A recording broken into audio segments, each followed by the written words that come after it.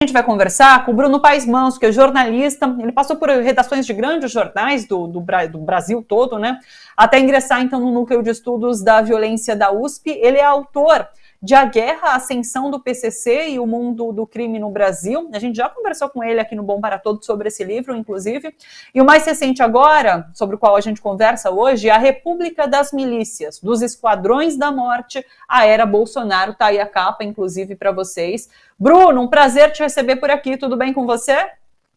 Lito, o prazer é meu estar aqui de novo com você. Obrigada, Bruno. Bruno, sabe o que eu queria que você começasse explicando pra gente?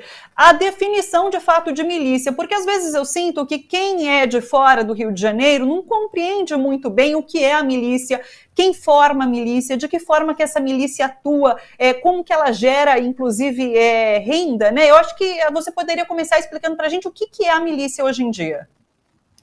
Tá legal. A milícia é um grupo criminoso, né, que surgiu e se fortaleceu principalmente a partir dos anos 2000, né?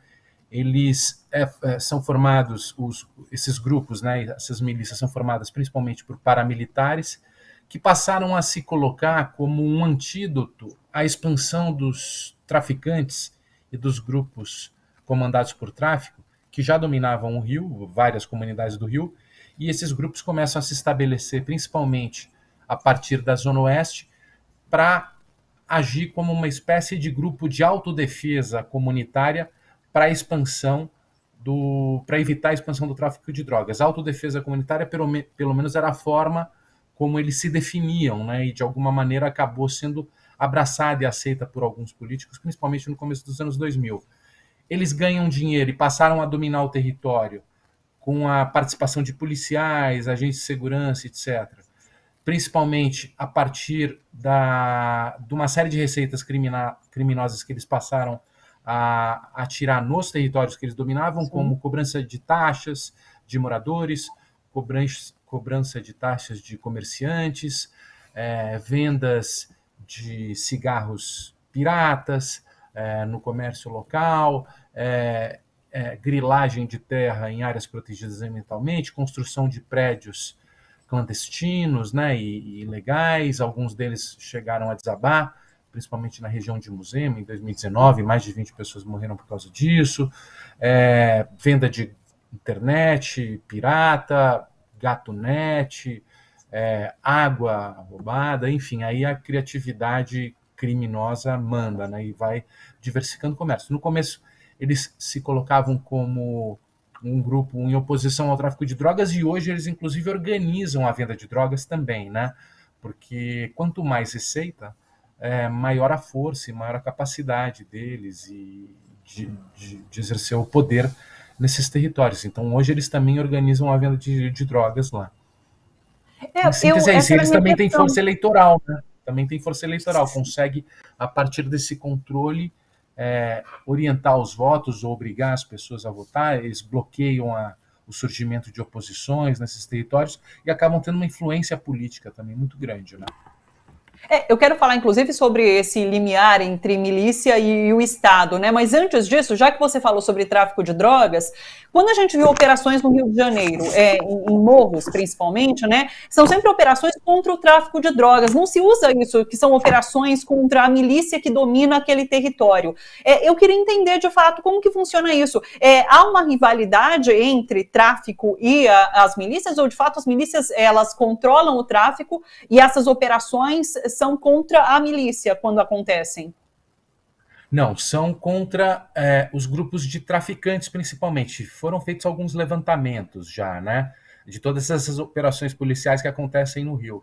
E cerca de 70%, 80% das operações são voltadas à área controladas por tráfico de drogas, principalmente Comando Vermelho. As milícias, não. As áreas de milícias praticamente ficam livres desse tipo de problema, né, de operações policiais. Sim. A partir dos últimos 10 anos, um pouquinho menos, as milícias começaram a fazer parcerias, principalmente com grupos de traficantes ligados ao Terceiro Comando Puro, né, e a partir daí eles fizeram essa joint venture para vender drogas também e para se fortalecer na Zona Norte, Zona Oeste do Rio. E as operações policiais, o foco é principalmente no Comando Vermelho, amigo dos amigos, mas Comando Vermelho que é a principal facção rival, né, do grupo, tanto do Terceiro Comando Puro, das milícias, agora dos dois juntos, mas são rivais, né? O Comando Vermelho tem uma facção, o Terceiro Comando Puro é uma outra, já antes era o Terceiro Comando, que existia nos anos 80, depois virou Terceiro Comando Puro, enfim, eles vão também, você tem uma história aí das transformações do crime no Rio, né? O Bruno, então hoje quando tem uma região ali, um território que é comandado pela milícia, dificilmente vai sofrer alguma operação policial. E isso tem alguma relação, inclusive, com essa infiltração da milícia no Estado, que faz com que não haja conflito entre essas instituições? Ah, com certeza, claro, enfim, basicamente eles se relacionam e têm uma grande influência no Estado, então não há necessidade de você fazer operação num território de parceiros, né? Então, basicamente, se concentra nas áreas ligadas ao Comando Vermelho, né? Uma vez ou outra acontece operações, teve recentemente uma operação feita pela polícia que vários milicianos morreram, se não me engano 11, eu não lembro exatamente, mas também são vários grupos de milícias, né? E alguns também podem ser, muitas vezes acabam sendo enfrentados para mostrar uma certa combatividade ou uma certa isenção por parte da polícia, que é o jeito deles, inclusive, trabalharem com a opinião pública e justificarem, né, que estão trabalhando, independente da facção. Mas são vários grupos milicianos e sempre tem um que pode ser usado como bode expiatório uma vez ou outra para dar a entender que eles também combatem milícia, né? Isso faz parte. Como que a milícia se relaciona com esse momento que a gente vive agora? Porque ela se fortalece num sentido de gerar pânico, de criar o medo na população, e isso acaba alimentando, de fato, a própria milícia que faz essa segurança, que faz essa defesa, né? Como que a gente pode fazer a leitura desse momento atual e o fortalecimento das milícias? Isso é uma coisa que historicamente faz parte da vida nas cidades, né? Desde que as cidades passaram a crescer a partir dos anos 50 e 60, e as pessoas passaram a ter medo do crime, né? Que virou uma grande questão urbana, e as polícias despreparadas para lidar com isso, né? Passaram a usar a violência como uma tentativa ou uma forma de propor uma ordem a partir do uso instrumental da violência. Você ou extermina aqueles que são vistos como suspeitos, ou usa a violência para ensinar como respeitar a lei. E esse foi o mecanismo, muitas vezes, usado na tentativa de se usar a ordem, né? Ou de tentar estabelecer uma ordem. E isso sempre fez parte, de alguma forma, tanto da tática da polícia, como uma forma de você tentar exercer uma autoridade, né? E legitimar sua autoridade num território, num espaço, né? Isso as próprias milícias usaram muito, porque no Rio de Janeiro, no começo dos anos 2000, eram muito recorrentes os confrontos entre facções de droga, né? A população ficava vulnerabilizada, em pânico, né? Inclusive, se vê no meio de um tiroteio da cidade e tal. Então, a partir desse pânico que existia, os milicianos começaram a falar: olha, a gente faz a defesa, evita que os nossos bairros sejam dominados por traficantes, e dessa forma a gente cria, pelo uso da violência, a gente mantém eles longe daqui e estabelece uma ordem local para evitar que isso aconteça. E com o tempo eles foram crescendo e foram exercendo a própria tirania nesses bairros, né? Extorquindo um monte de gente, enfim, os relatos da forma como eles agem é dramático, né, numa série de comunidades do Rio, e é uma ordem criminosa, né, que as pessoas precisam se silenciar e são tiranizadas para que eles fiquem mais ricos e para que eles possam ganhar mais dinheiro com o crime. Então, são uma série de tiranias hoje que existem nas cidades do Rio, impostas pela arma, né? Sim. Então, essa questão do medo sempre foi muito trabalhada para isso. Você escreveu, antes de falar sobre milícia, escreveu sobre o PCC, né? Qual é a grande diferença quando a gente fala de PCC em São Paulo e das milícias no Rio de Janeiro? O PCC ele é um grupo formado no interior dos presídios, né, a partir dos anos 90. Eles começam a crescer principalmente naquele processo de aprisionamento muito grande que começa a acontecer em São Paulo depois dos anos 90. São Paulo, depois do massacre do Carandiru, que acontece em 92, muda o projeto de administração penitenciária e começa a construir muitos presídios no interior do estado. Passa de 40 presídios para mais de 150 presídios, né? E muita gente passa a ser presa a partir do momento que começa, inclusive, a melhorar as tecnologias de informação da polícia. Eles começam a ter capacidade de estar mais presente depois que as pessoas chamam no 90 e você melhora a resposta da polícia, você começa a ter uma grande quantidade de aprisionamentos e, ao mesmo tempo, uma grande dificuldade, conforme a população carcerária vai aumentando, de exercer o controle dos presídios, porque São Paulo passa de 40 mil presos para 230 mil presos em 20 anos, só que a manutenção desses presos dentro do sistema é sempre muito cara, e sempre você tem o dobro de presos do que a quantidade de vagas, e acaba terceirizando essa gestão do interior dos presídios para os próprios presos.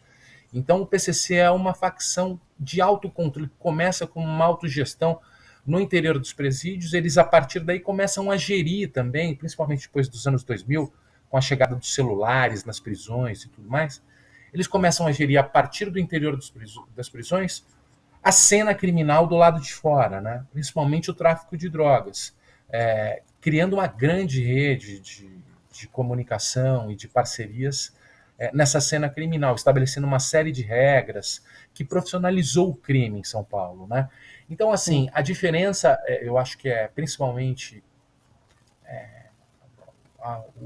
o perfil dos integrantes do PCC, sim, ao mesmo tempo como é que ele se forma, de onde ele comanda, mas, por outro lado, eu acho que tem muitas semelhanças, né? Tanto o PCC como as milícias, de alguma forma, tentam ser uma espécie de governo do crime.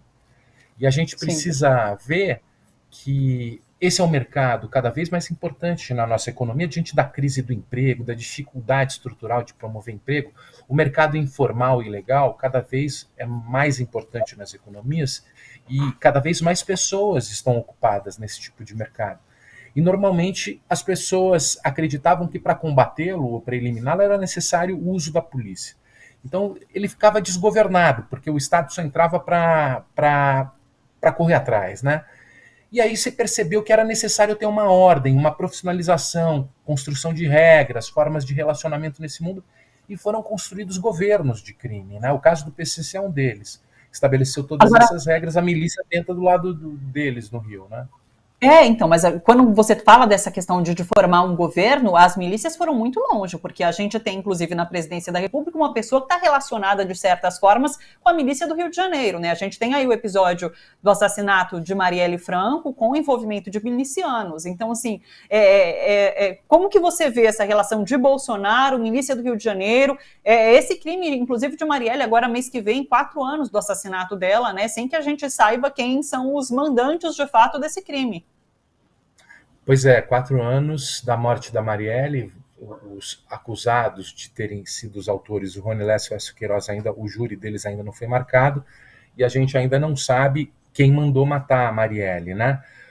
Eu acho que o presidente Jair Bolsonaro é um representante, sobretudo, ideológico das milícias, né? Tanto que durante muito tempo, ao longo da sua carreira, depois dos filhos, inclusive, defendeu as milícias, né? Chegou a sugerir que fosse regulamentada. A família deu uma série de medalhas para os milicianos, né? O Flávio, inclusive, além de ter dado a medalha para o Adriano Queiroz, com o passar do tempo, o Adriano Queiroz foi e se tornou um dos principais criminosos da história do Rio, né? Isso a gente soube principalmente depois do assassinato da Marielle.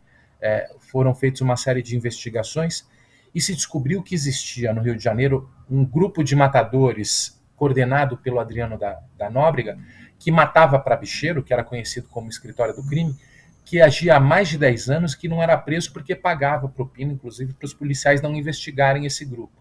Além disso, o Adriano precisou fugir para a Bahia porque ele foi acusado de ser um dos organizadores dos prédios que desabaram em Musema e mataram mais de 24 pessoas.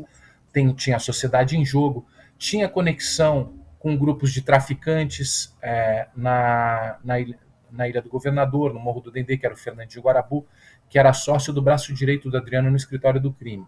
Ou seja, eram um dos criminosos mais letais, mais temidos e mais procurados. E para você ter uma ideia, a mulher e a mãe do Adriano, desse criminoso que cresceu ao longo da década dessa forma, se tornou um dos mais procurados, eram contratadas do gabinete do Flávio Bolsonaro para fazer a rachadinha, né? Como também a gente ficou sabendo a partir das investigações do Ministério Público, entre os integrantes do gabinete que eram usados para fazer a rachadinha, estava a mãe e a mulher desse bandido super perigoso e temido do Rio de Janeiro. Mas eu digo que, sobretudo, a relação ideológica, porque o Bolsonaro, de alguma forma, ele também tem esse discurso de que o Estado, a Constituição de 88, atrapalha. Da mesma forma que ele sempre defendeu que a lei e o Estado de Direito atrapalham a ação da polícia. Então, ele sempre teve um discurso de guerra e de violência como um instrumento de levar ordem, né? Como uma forma de você estabelecer uma nova ordem na cidade, no Estado, como as milícias sempre pregaram. E da mesma maneira, ele a partir de 2018, com a fragilização aí, com a crise política e econômica que a gente passa a viver, ele passa a construir seus bodes expiatórios na esquerda, nos costumes e tudo mais, para fazer esse discurso da guerra e promover esse discurso da guerra em defesa dessa nova ordem que ele acredita ou tenta implementar, onde seus inimigos vão ser os vitoriosos, os representados contra o resto da sociedade, né? Então é uma autoridade também construída a partir do discurso da violência, né? Então, tem essa... Bruno, como ele sempre defendeu no Rio. Sim. Você demorou muito tempo para voltar aqui. Vamos ver se a gente consegue marcar uma próxima conversa, inclusive para a gente falar sobre o caso da Marielle com mais profundidade, né? Para falar sobre essas relações, esse enfrentamento que ela fazia em relação às milícias e as causas que levaram ao assassinato dela. Acho que a gente pode se aprofundar nessa conversa numa próxima vez, porque agora acabou meu tempo mesmo. Mas quero agradecer imensamente, viu, a sua participação. Um beijo grande para você, até uma próxima.